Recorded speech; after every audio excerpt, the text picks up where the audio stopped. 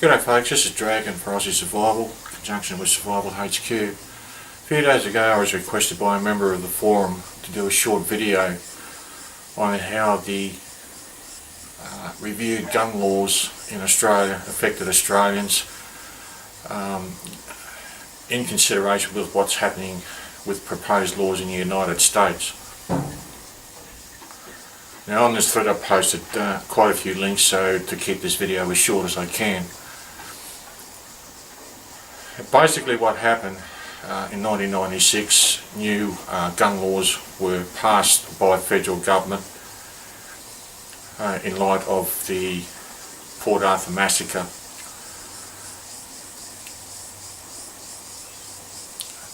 Involving the changes in requirements to obtain weapons license, recategorisation of weapons licenses and firearms,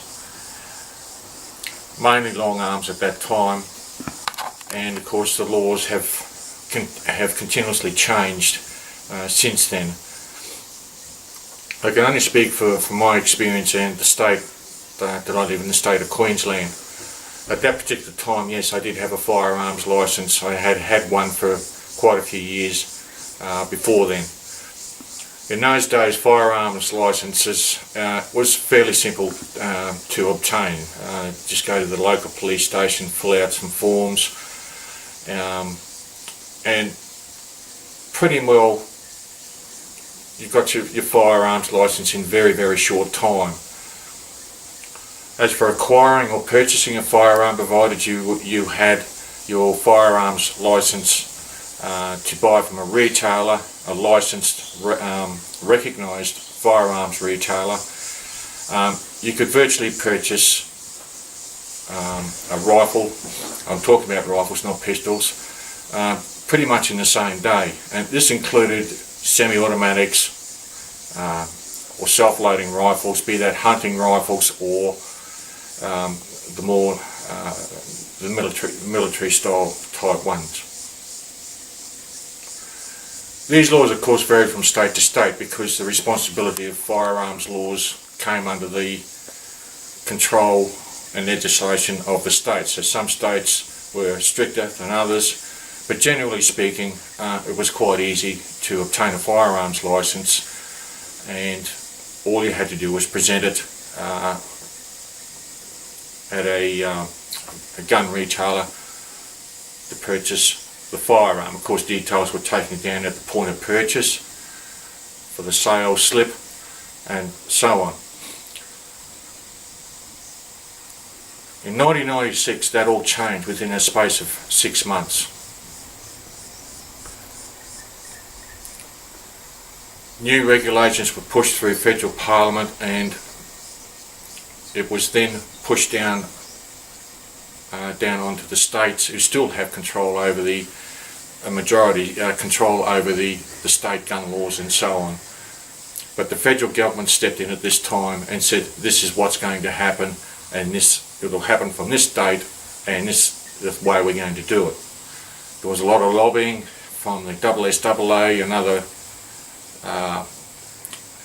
gun group interests. There was a lot of lobbying from the anti-gun lobby, understandably so, because of what happened in 1996 was a very, very tragic event. It shocked the nation, it shocked me, and I am still and was a legal gun owner. You know, how could this happen? Why? I won't go into the details of that. But under the recategorisation of licences and firearms, all gun owners at the time were required, under the buyback scheme, to hand back all semi-automatic rifles, including shotguns and pump-action shotguns. That's the nuts and bolts of it.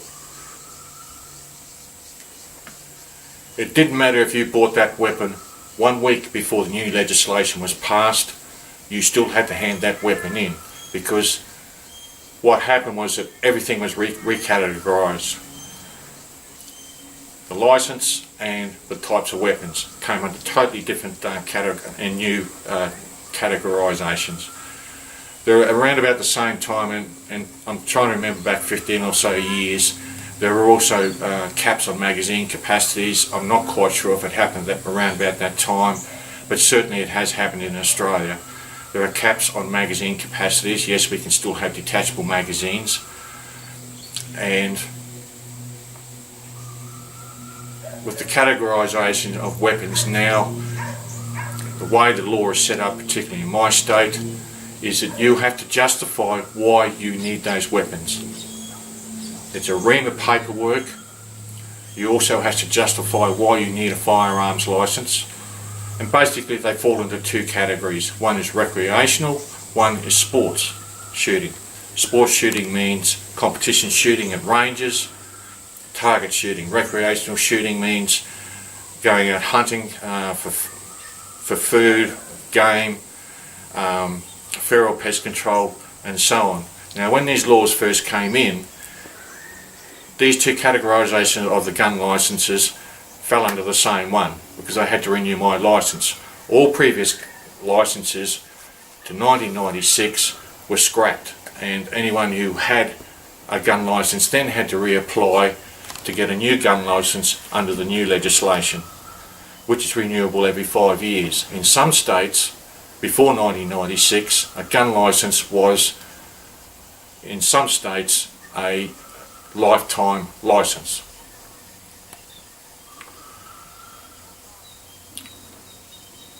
With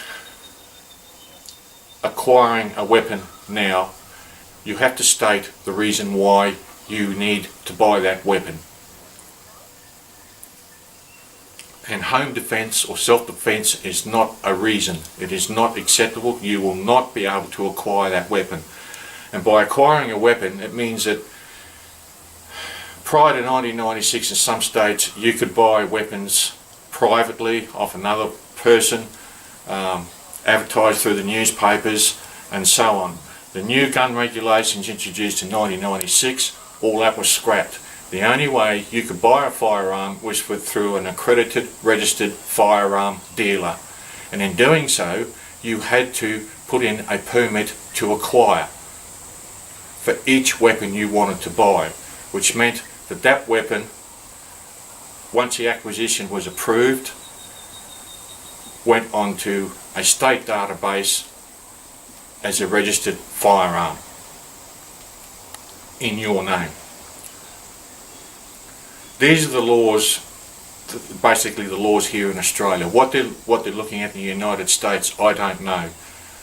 We've heard bits and pieces come out, and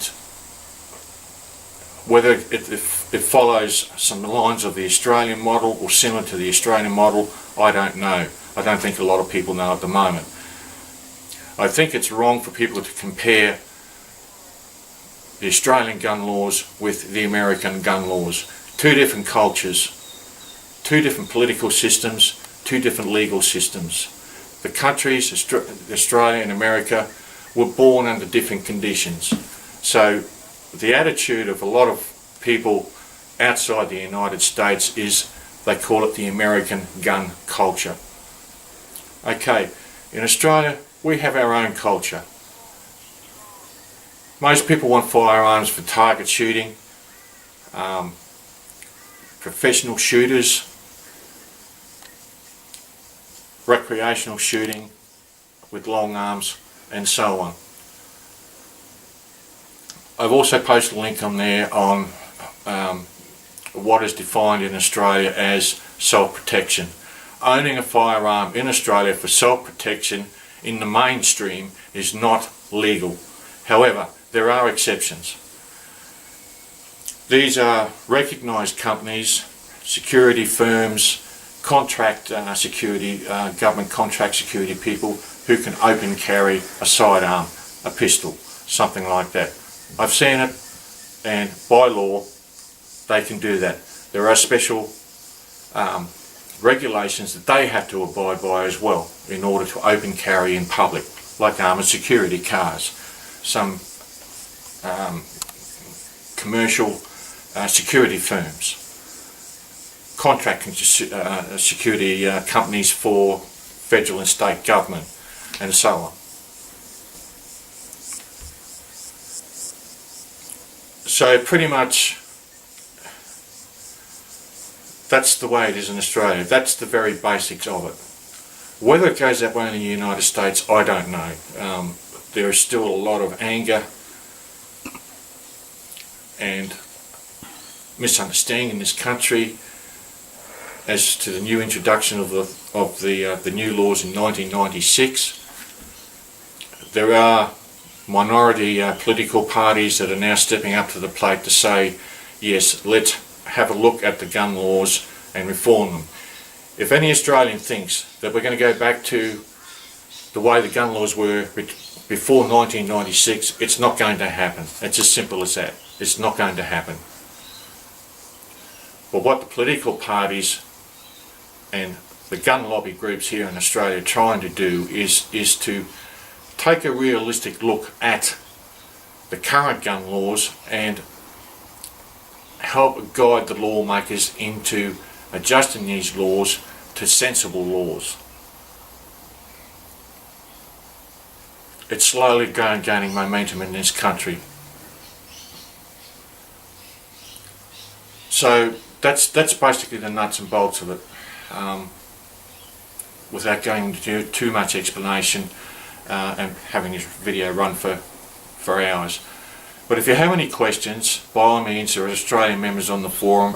We're all from different states, and even under the new federal laws introduced in 1996, the state laws still vary from state to state in minor ways and so on. With regards to open carry, a sidearm, generally, as I said before, the public, it is not legal, with the few exceptions I mentioned before. Getting a pistol license in this country is very, very difficult. There are reams of red tape and bureaucracy to get through, and here in Queensland I have spoken to pistol shooters fairly recently. From the time that you, according to the current regulations, from the time you try looking at getting a pistol, it can take anywhere from 6 to 12 months. You have probationary periods with pistol clubs and so on. There are now mandatory safety courses with all firearms that have to be completed, certified and sent in with an application for a firearms license. This I do agree with. Gun safety is one of my top priorities. Certainly background checks are more stringent now, and I'll post a link on the forum for the application of a gun license in my state, section 7, where they ask about health problems. This I think is a good idea. However, it raises a lot of questions about, is it taken the face value of the